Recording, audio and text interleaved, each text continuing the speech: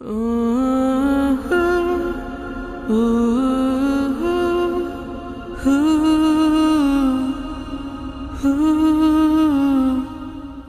যে হাতটার আদরের শাসনে আমি বড় হয়েছি সেটা আমার মায়ের।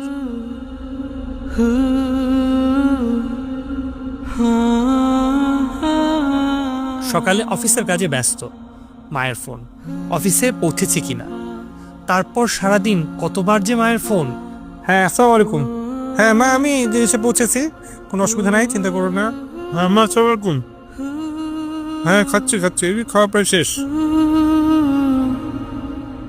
মা আসসালামু আলাইকুম, আমি একটা মিটিংয়ে মা, একটু পরে কথা বলি। হ্যাঁ, আজ মা আর নেই।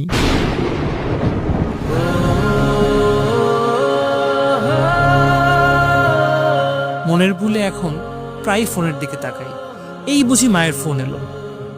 কত জনের ফোন আসে, কিন্তু মায়ের ফোন আর আসে না, আসবেও না আর কোনোদিন।